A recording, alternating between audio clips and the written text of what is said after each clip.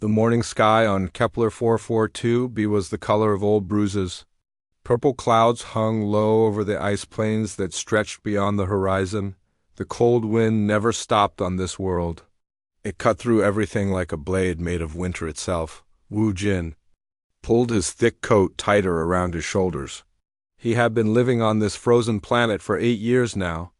8 long years of fighting the cold, the wind, and the loneliness. But he had learned to call this place home. He had to? There was nowhere else to go. His breath came out in white puffs as he walked toward the cattle pen. The animals were not like the cows from old Earth. These were bigger, covered in thick fur that kept them warm. Their blood ran hotter than normal. Cattle. Scientists had changed them so they could live in places like this. Places where normal animals would die in minutes. The cattle were acting strange today. They moved around the pen in nervous circles. Their eyes rolled white with fear. Some of them made low, worried sounds deep in their throats. Wu Jin had never seen them like this before. "Easy there," he said to a big bull that was pawing at the ground.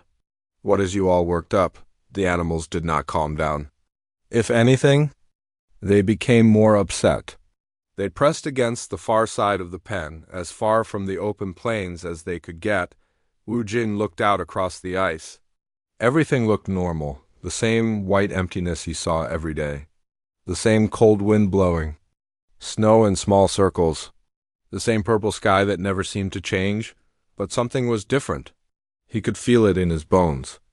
The way a person feels a storm coming before they can see the clouds far above the planet. Something else was feeling the difference too. Teho pressed his scaled face against the small window of his ship. This was his first time away from his homeworld. His first time flying alone through the darkness between stars. He was young by the standards of his people. Barely past his hatching cycles, but he was important. He came from a noble family, his blood was pure. His future was bright. The ship was small but fast. It carried the best technology the Draconic Imperium could build. Weapons that could melt steel. Shields that could stop any attack. Navigation systems that never made mistakes, but something was going wrong. Warning. "Engine failure detected," the ship's voice said.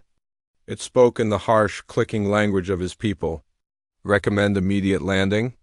Teho's claws clicked against the control panel as he tried to fix the problem. He had trained for this. He knew what to do. But the engine was dying faster. Then he could repair it. Warning, life support failing. Recommend immediate landing. The young Draconic looked at the planet below. It was white and cold. Nothing like his desert homeworld where the suns burned hot and the rocks glowed red. This place looked dead, empty, wrong, but he had no choice. The ship began to shake as it entered the atmosphere. Teho strapped himself into his seat and tried to steer toward what looked like flat ground. The controls were not responding well. The ship wanted to crash, and there was little he could do to stop it on the ground. Wu Jin was checking the fence around the cattle pen when he saw it. A bright light streaking across the purple sky. It was moving too fast to be one of the supply ships from the colony. Too bright to be a meteor. The light grew bigger and brighter. It left a trail of fire behind it as it fell toward the ice plains. Wu Jin could hear it now. A sound like thunder that would not stop. The cattle were going crazy. They ran in circles and made loud, frightened noises. Some of them tried to jump the fence. Wu Jin had to move fast to keep them from breaking free. The bright light hit the ground about 5 kilometers away. The sound of the crash rolled across the ice like the voice of an angry god. A column of black smoke rose into the purple sky. Wu Jin stared at the smoke for a long moment. In 8 years on this planet, nothing interesting had ever happened. The most exciting thing was when the supply ship came every 3 months. Now something had fallen from the stars and crashed on his doorstep. He should report it to the colony. That was the rule. But the colony was far away and the radio did not always work. By the time anyone came to investigate, whatever had crashed might be gone, or dead. Inside the crashed ship, Teho hung upside down in his straps. Green blood dripped from a cut on his forehead. The ship was dark and cold. Most of the systems had died in the crash. He unstrapped himself and fell to what used to be the ceiling. Everything hurt. His left arm felt wrong when he tried to move it, but he was alive. That was something. The ship's hull had cracked open in several places. Cold air was flowing in from outside, air so cold it hurt to breathe. Tejo had never felt anything like it. On his home world, the coldest night was warmer than a summer day on most planets. He tried to start the emergency systems. Nothing worked. The power was gone. The heat was gone. Soon the air would be gone too. Panic hit him like a physical blow. He was alone on an alien world. His ship was dead. No one knew where he was. No one was coming to save him. The cold was getting worse. It crawled through his scales and into his bones. His people were children of fire and heat. They were not made for places like this. Tejo grabbed what supplies he could carry and climbed out of the ship. The wind hit him like a frozen fist. Snow stung his eyes and made it hard to see. The ground was covered in ice that crunched under his feet. He had to find shelter, had to find warmth, had to find a way to survive until help came. If help came at all. In the distance, smoke from his crashed ship rose into the purple sky like a signal fire. But there was no one to see it, no one who cared. Just the wind, the ice, and the cold. That never ended. Tejo picked a direction and started walking. Behind him, his ship grew smaller and smaller until it disappeared into the white emptiness of the ice plains. He did not know that someone had seen his crash. He did not know that help might be closer than he thought. All he knew was the cold, and the fear, and the terrible certainty that he was going to die alone on this frozen world. The wind howled across the ice like the voice of winter itself, and somewhere in that howl was the sound of destiny changing course. Tejo stumbled through the snow with no idea where he was going. Each step was harder than the last. The cold was like nothing he had ever felt before. It went through his scales and into his bones. It made his muscles stiff and his thoughts slow. His homeworld had 3 suns. Even at night, the rocks stayed warm from the heat of the day. His people were made for fire and heat. They breathed flames and lived in places that would melt most other beings. But this world was the opposite of everything he knew. The wind never stopped. It pushed against him and tried to knock him down. Snow got in his eyes and made it hard to see. His feet kept slipping on the ice. Several times he fell and had to struggle back to his feet. After walking for what felt like hours, Tejo saw something ahead. It looked different from the endless white plains around him. As he got closer, he could see it was a dark patch in the snow, water, liquid water that had not frozen. Like everything else on this terrible world, hope filled his chest. Water meant he could drink. Maybe it meant the area was warmer. Maybe there would be shelter nearby. He ran toward it as fast as his cold legs could carry him. The dark water looked peaceful. Steam rose from its surface, which meant it was warm.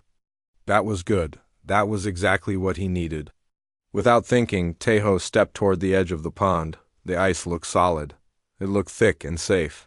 But looks can lie on alien worlds. His first step onto the pond felt fine. The second step cracked the ice a little, but it held. The third step sent him crashing through into the water below. The shock of hitting the cold water knocked all the air from his lungs. It was not warm water at all. It was colder than anything he had ever felt. Colder than space itself. The steam he had seen was just the difference between the water and the even colder air above it. Tejo tried to swim, but his body was not working right. The cold made his muscles seize up. His arms felt like blocks of stone. His legs would not kick properly. He managed to grab onto a chunk of ice at the edge of the hole, but he could not pull himself out. Every time he tried to climb out, more ice broke away. The edges were too thin to hold his weight. The sides of the hole were too smooth to give him a grip. He was trapped in water that was slowly freezing his body from the outside in. Panic made him thrash in the water. That only made things worse. He used up energy he needed to stay alive. He broke away more ice that might have helped him escape. But fear was stronger than wisdom, and he could not stop fighting. Hours passed. The sun moved across the purple sky, but it gave no heat. Teho's struggles grew weaker. His fingers could barely feel the ice he was holding onto. His legs had gone numb below the knees. He tried to use his fire breath to melt the ice and free himself, but the cold had gotten too deep inside him. Instead of flames, only weak puffs of smoke came from his mouth. His internal fire was dying. Along with the rest of him, this was not how it was supposed to happen.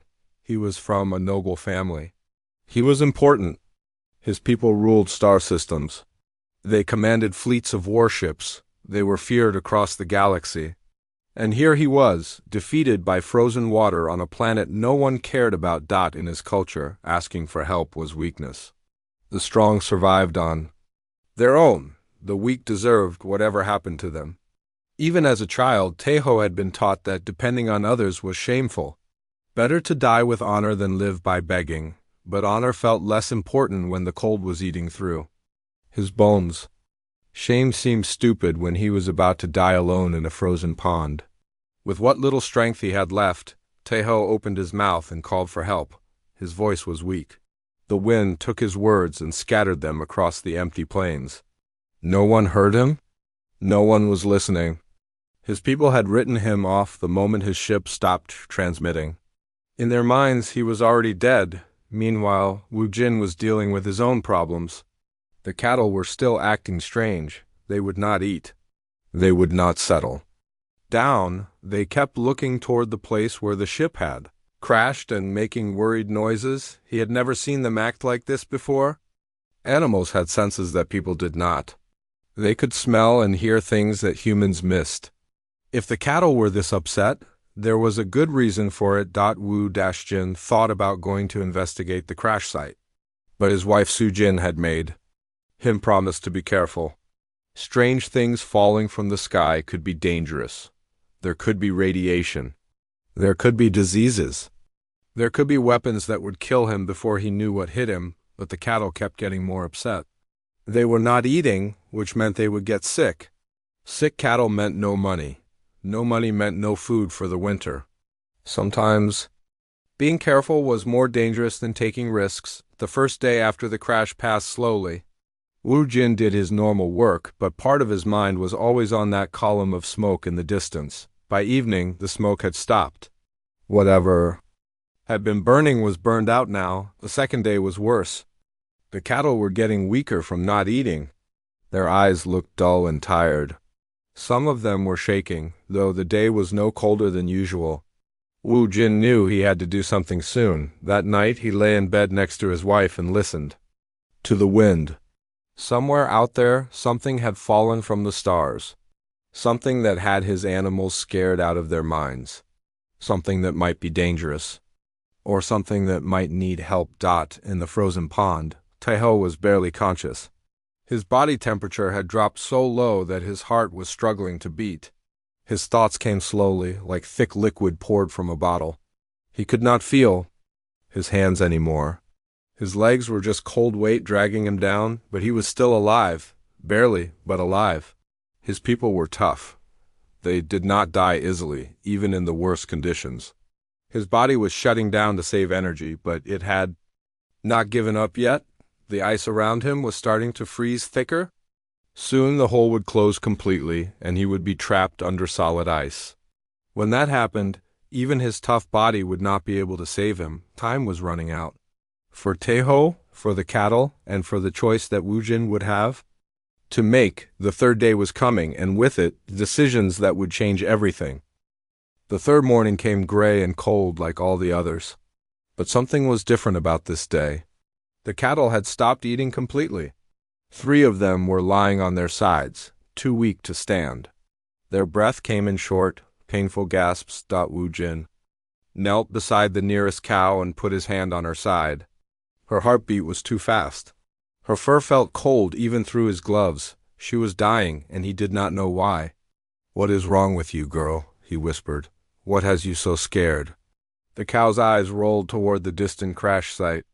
Even lying on her side, sick and weak, she kept looking in that direction. All the cattle did the same thing.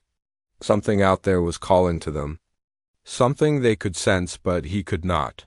Su Jin came out of the house with hot coffee steaming in a metal cup. She was a small woman with kind eyes and strong hands. Before coming to this frozen world, she had been a medic in the colony ships. She knew how to heal both people and animals. "They are getting worse," she said, looking at the sick cattle. "I know." Woojin stood up and took the coffee. The hot liquid felt good in his cold hands. "I think it has something to do with whatever crashed out there. You want to go look, don't you?" He nodded. "The cattle are trying to tell us something. They have been pointing toward that crash site for 3 days. Maybe whatever fell from the sky is sick or hurt. Maybe it needs help. Or maybe it is dangerous," Sujin said. "Maybe the cattle are afraid because they know it will hurt us." Woojin looked at his dying animals. "They are going to die if we do nothing. All of them, and we still won't know what caused it." Sujin was quiet for a long moment. She watched the cattle struggling to breathe. Finally, she nodded. "Take the hover bike. Take the emergency kit, and be careful." Woojin kissed his wife and walked to the small shed where he kept his hover bike. It was an old machine, but it worked well on the ice. It could carry him across the rough ground faster than walking, and it had room for supplies. He loaded rope, blankets, food, water, and medical supplies into the bike's storage compartments. If something was hurt out there, he wanted to be ready to help. If something was dangerous, he wanted to be ready to run. The hover bike lifted off the ground with a soft humming sound. Woojin pushed the speed control forward and headed toward the crash site. Behind him, Sujin watched from the house until he disappeared into the white distance. The ride across the ice plains took 20 minutes. As he got closer to the crash site, Woojin could see pieces of metal scattered across the snow. The ship had hit hard and broken apart. Black scorch marks showed where fires had burned. But the fires were out now. Everything was cold and still. He stopped the hover bike near the largest piece of wreckage. It looked like the main body of a small spacecraft. The metal was strange. It had colors that shifted when he moved his head. Technology he had never seen before. There were no bodies. Near the crash, no blood in the snow. Either whoever had been flying the ship was still alive somewhere, or their body had been thrown far from the wreckage. Woojin began to search in circles around the crash site. He looked for tracks in the snow, for pieces of clothing or equipment, for any sign of where the pilot might have gone. After an hour of searching, he found what he was looking for. Tracks in the snow. They were not human tracks. The prints were longer and narrower, with marks that might have been claws. Whatever had made them was walking on 2 legs, but it was not human. The tracks led away from the crash site toward the east.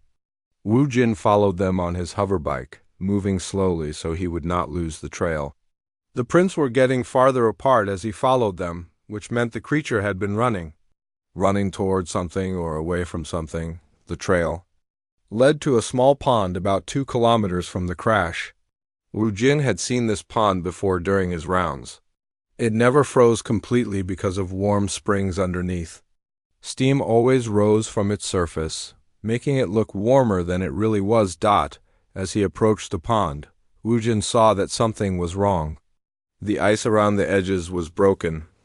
Chunks of ice floated in the dark water, and there, barely visible, in the center of the pond, was something that made his heart skip a beat. A head. A strange head with scales instead of skin. Eyes that were closed. A mouth that was barely above the waterline. The creature from the crashed ship was in the pond. It was alive, but just barely. Its body floated in the cold water, held up only by its weak grip on a piece of ice. It had been in the water for days. How it was still alive was a mystery. Woojin parked his hover bike and ran to the edge of the pond. The creature's eyes opened when it heard him coming. They were yellow like a cat's eyes, but there was intelligence in them. Fear, too, and something that might have been hope. The creature tried to speak. Its voice was weak and raspy. The words were in a language Woojin had never heard before, but he did not need to understand the words. The meaning was clear. "Help me, please help me. I am dying." For a moment, Woojin hesitated. This was not human. It was alien. It could be dangerous. It could be carrying diseases that would kill him and his wife. It could be the advanced scout for an invasion force, but then he looked into those yellow eyes and saw something he recognized. Pain, fear, the desperate need for help that all living things felt when death was close. The creature was young. Wu Jin could see that somehow, even though it was not human. It was just a child, really. A child who had crashed on a world where it did not belong. A child who was going to die alone and afraid unless someone helped it. Wu Jin had never been able to walk away from something that needed help. It was not in his nature. Human nature, maybe. The thing that made his species different from others. He uncoiled the rope from his hover bike and tied one end to the bike's frame. The other end he tied around his waist. If he fell through the ice, at least Su Jin would find his body. "Hold on," he called to the creature. "I'm coming to get you." The ice cracked under his weight as he moved toward the center of the pond. But the rope held him steady. When he reached the creature, it was so weak it could barely hold on to the ice. Up close, Wu Jin could see that it was even younger than he had thought. Barely more than a baby, really. Its scales were dull and gray from the cold. Its breathing was so shallow he could barely see its chest moving. "Easy now," he said in a gentle voice. "I am here to help." He reached out slowly, carefully, and put his arms around the small alien. It was heavier than it looked, but he managed to lift it from the water. The creature's body was so cold it felt like holding a block of ice. Getting back to shore with the alien in his arms was harder than getting out to it. The ice kept cracking under their combined weight. Twice he almost fell through completely. But the rope held, and his hover bike's engine was strong enough to pull them both to safety, on solid ground. Wu Jin wrapped the alien in every blanket he had brought. It was unconscious now, its breathing even more shallow than before. He could see its life slipping away with each passing minute. There was no time to waste. He loaded the alien onto his hover bike and raced back toward home. Behind him, the broken ice on the pond began to freeze over again, as if the rescue had never happened, but it had happened, and nothing would ever be the same. The hover bike raced across the ice plains faster than it had ever gone before. Wu Jin pushed the engine to its limits, knowing that every second counted. The small alien in his arms was getting colder. Its breathing was so weak he had to put his ear close to its mouth to hear it at all. The creature was much lighter than a human of the same size would be. Its bones felt hollow, like a bird's bones. But its body was covered in scales that felt like smooth stones. Even unconscious, it was beautiful in a strange way. Like a work of art that had come to life. When Wu Jin reached his homestead, Su Jin was waiting by the door. She had seen him coming from far away and knew something was wrong. The hoverbike was moving too fast. Her husband's face was too serious. "What did you find?" she called out as he brought the bike to a stop. "Something that needs help," Wu Jin said. He carefully lifted the alien from the bike and carried it toward the house. It was in the pond, nearly frozen to death. Su Jin's eyes went wide when she saw what her husband was carrying. She had never seen anything like it before, but her medical training kicked in immediately. This was a patient, a living being that needed care. Nothing else mattered. "Bring it inside," she said. "Put it on the table by the fire." The inside of their house was warm and dry. A wood-burning stove filled the main room with heat and light. Su Jin had already prepared the table with clean blankets and medical supplies. She had known her husband would not come back empty-handed. Wu Jin laid the alien gently on the table.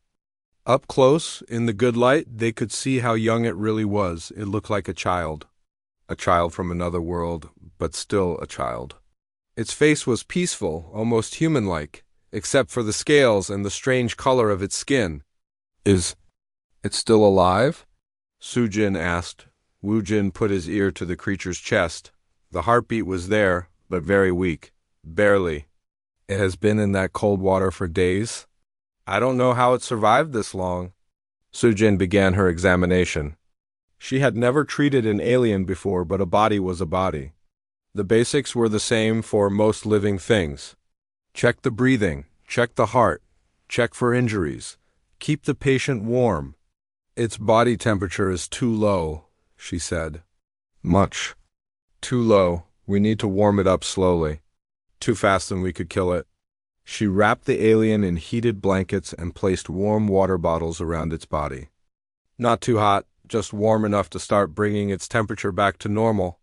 Whatever normal was for a creature like this, the alien's breathing got a little stronger as it warmed up. Its scales began to change color, becoming brighter and more colorful. That seemed like a good sign. "Look at this," Sujin said. She pointed to a small device attached to the creature's wrist. It looked like a watch, but much more advanced. Symbols and numbers flickered across its surface in colors that seemed to shift and change. "Some kind of communication device," Wu Jin said. "Maybe we can use it to contact its people." "First, we need to make sure it lives long enough to talk to anyone," Sujin said. She continued her examination, checking for broken bones or internal injuries. "It looks like it might have hurt its arm when it crashed, and there are cuts on its hands and feet, but nothing that should kill it. They worked through the night to save the alien child." Sujin monitored its vital signs while Wu Jin kept the fire burning and the house warm. Neither of them slept. Neither of them complained.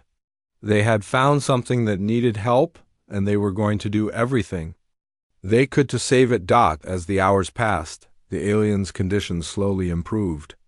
Its breathing became steadier, its heartbeat grew stronger. Color returned to its scales. It was still unconscious, but it was clearly fighting to live. "Why are we doing this?" Wu Jin asked as he added more wood to the fire. "We don't know what. This thing is, we don't know if it's dangerous. We don't know if its people are friendly or hostile." Sujin looked up from her patient. "Does it matter? It's a child. It was dying. We couldn't just leave it to freeze. Its people might come looking for it. They might think we hurt it. They might try to hurt us. Then we'll deal with that when it happens," Sujin said. "Right now, this little one needs our help." "That's all that matters." Wu Jin nodded. His wife was right. She was always right about things like this. It was one of the reasons he loved her. She saw the good in everything, even when it was hard to find. Near dawn, the alien's eyes opened. They were yellow like a cat's eyes, but they held intelligence and awareness. The creature looked around the room, taking in its surroundings. When it saw Wu Jin and Sujin, it tried to sit up. "Easy," Sujin said in a gentle voice. "You're safe. We're here to help." The alien did not understand the words, but it understood the tone. It relaxed back onto the table and looked at them with those strange yellow eyes. There was no fear in them now, only curiosity and something that might have been gratitude. The creature tried to speak. Its voice was weak and raspy, but it was clearly trying to communicate. The words were in a language neither human had ever heard before, but they could hear the meaning behind the words. "Thank you, you saved me. I am grateful." Wu Jin picked up the device from the alien's wrist. It had been flickering with symbols all night. Maybe it was trying to translate. Maybe it could help them understand each other. "Can you understand this?" he asked, holding the device where the alien could see it. The creature's eyes lit up. It reached for the device with trembling fingers. When it touched the surface, the symbols changed. New patterns appeared. The device began to make soft beeping sounds. "I think it's working," Sujin said. "I think it's learning our language." The alien touched the device again. This time, words came out. Not in its own language, but in theirs. The words were simple and broken, but they were understandable. "Thank you," the device said in a mechanical voice. "You saved me." "Thank you." Wu Jin and Sujin looked at each other. They had done it. They had saved an alien child from another world. And now they were going to learn what that meant. Outside, the cattle were calm for the first time in days. Whatever had been bothering them was gone. The alien was safe, and somehow they knew it. The crisis was over, but the real adventure was just beginning. 3 days passed before the alien child was strong enough to sit up and talk properly. The translation device on his wrist had been learning their language the whole time, listening to every word Wu Jin and Sujin spoke. Now it could translate almost everything they said to each other. The alien's name was Taeho. He was young, barely past what his people called the hatching cycles. In human terms, he was like a teenager. Old enough to travel alone, but still learning about the world. "My People are called the Draconic Imperium, Tejo said through his translator. His voice was getting stronger each day. We rule many star systems. We are the most powerful species in this part of the galaxy. Wujin was fixing breakfast while Sujin checked Tejo's wounds. The cuts on his hands and feet were healing. Well, his broken arm was in a sling made from old cloth, but it was mending properly. If your people are so powerful, why haven't they come looking for you? Sujin asked. Taiho was quiet for a long moment. In our culture, the weak do not deserve to be saved. When my ship stopped transmitting, they assumed I was dead. It would be shameful to waste resources looking for someone who was too weak to survive on their own. That's terrible, Sujin said. You're just a child. I'm old enough to pilot a ship, old enough to represent my family's honor, old enough to live or die by my own strength. Tejo's scales darkened as he spoke. At least that is what I was taught. Wujin brought over a bowl of warm soup. It was made from vegetables they grew in their greenhouse and meat from the cattle.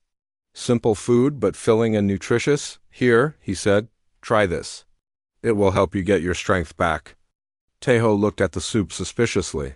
What is it? Food. Good food. It won't hurt you. The young alien tasted the soup carefully. His eyes widened with surprise. This is ... good, very good. On my world, we eat mostly raw meat and bitter plants. This has flavor. It has care in it. Care? Sujin asked. You made this to help me feel better. Not just to fill my stomach. You put thought into it. Kindness.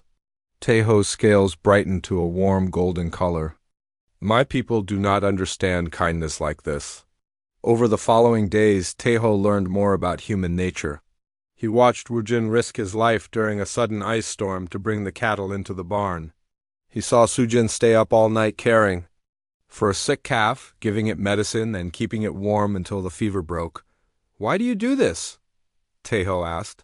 The cattle are not your family. They are just animals you use for food and money. They depend on us, Wujin said. When you take care of something, it becomes your responsibility. You don't abandon your responsibilities just because things get difficult. But what do you gain from helping them? What do you gain from helping me? Sujin smiled. The knowledge that we did the right thing. That's enough. This was completely foreign to Tejo. In his culture, every action had a purpose. Every kindness had a price. People helped others only when they expected something in return. The idea of helping someone, just because it was right, made no sense to him, but he was seeing it happen every day. Wujin and Sujin cared for him without asking for anything back. They shared their food, their home, their warmth. They treated him like family, even though he was a stranger from another world. Tell me about your people, Sujin said one evening as they sat by the fire. What are they like? Tejo's scales darkened again. We are warriors, conquerors. We take what we want and destroy what we cannot use. We believe that strength is the only thing that matters. The strong rule. The weak serve or die. That sounds lonely, Wujin said. Lonely? Tejo had never heard the word used that way before. We are not lonely. We are powerful. We are feared across the galaxy. But do you have friends? People who care about you just because of who you are, not because of what you can do for them. Tejo thought about this. On his homeworld, he had servants who obeyed him because they had to. He had teachers who instructed him because it was their job. He had family members who protected him because he was valuable to their bloodline. But friends? People who cared about him just because they liked him? No, he said quietly. We do not have that. Then you are lonely? Sujin said. Even if you don't know it. The young alien began to understand that strength could mean different things. His people were physically strong. They had powerful weapons and fast ships. They could conquer planets and destroy enemies. But they could not do what these humans had done for him. They could not show kindness to a stranger. They could not give without expecting something back. Why are humans like this? Tejo asked. Why do you help others even when it costs you something? Wujin poked at the fire with a metal rod. Sparks flew up the chimney like tiny stars. I guess it's just who we are. Maybe it's because we're not the strongest or the smartest species out there. We learn that we need each other to survive. We learn that taking care of each other makes us all stronger. But that makes no sense. If everyone is weak, how does helping them make you strong? Because when you help someone, they remember. And when you need help, they help you back. Not because they have to, but because they want to. Sujin nodded. It's like building a bridge. Each act of kindness is a stone in the bridge. Eventually, the bridge becomes strong enough to hold everyone up. Taeho was beginning to see his rescue in a new light.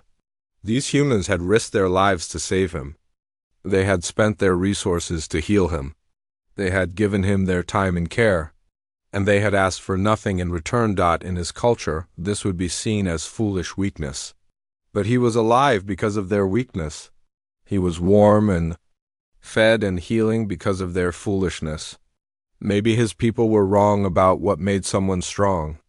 I want to learn more, Taeho said. I want to understand how humans think. How you can be strong and kind at the same time. You have time, Woojin said. Your ship is broken.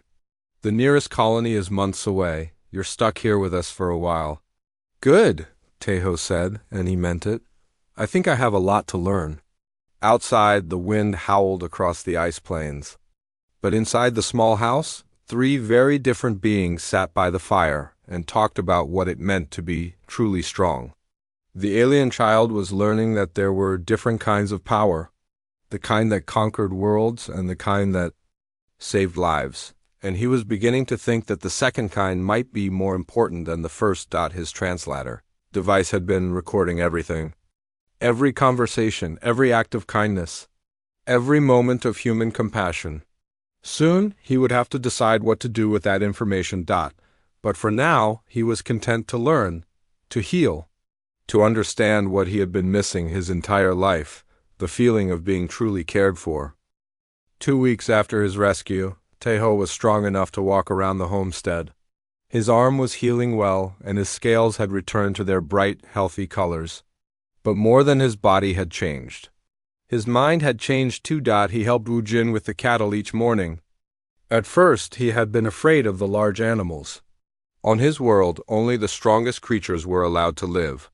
These cattle were gentle and peaceful, which his people would have seen as weak. But Taeho learned that gentle did not mean weak. It meant safe. It meant trusted. The cattle liked him. They would come to him when he called and let him pet their thick fur. They seemed to know he was different from humans, but they did not care. He was kind to them, and that was enough. They accept you, Sujin said as she watched Taeho feed grain to a young calf. Animals can sense good hearts. Good hearts. Taeho repeated. It was another human concept he was learning. His people talked about strong hearts and weak hearts. But good hearts? That was something new. What makes a heart good? He asked. Caring about others. Wanting to help instead of hurt. Choosing to be kind even when it would be easier to be cruel. Taeho thought about this as he scratched behind the calf's ears. The little animal made happy sounds and pressed against his hand. Such a simple thing, but it made him feel warm inside. Not the physical warmth of fire, but something deeper. Something his people had no words for. That evening, Woojin brought him the communication device from his crashed ship. They had been working on it for days, trying to fix the damage from the crash. Finally, it was working again. The long-range transmitter is online, Woojin said. You can contact your people now? Taeho stared at the device. He had been waiting for this moment since the day of his rescue, the chance to tell his people he was alive, the chance to go home. But now that the moment was here, he felt strange about it. What will you tell them? Sujin asked. I don't know, Taeho said honestly. What I should tell them is very different from what I want to tell them. What should you tell them? That I survived through my own strength? That I conquered this world and its people? That these humans are weak and not worth our attention? Taeho's scales darkened as he spoke. That would make my family proud. That would restore my honor. And what do you want to tell them? Taeho looked at his human friends. They had given him everything: life, health, kindness, understanding. They had shown him a different way to be strong, a better way. I want to tell them the truth, he said, that you saved me, that you showed me what real strength looks like. That kindness is not weakness. That helping others makes you more powerful, not less. That sounds like a good message, Wu Jin said. My people will not think so. They will be angry.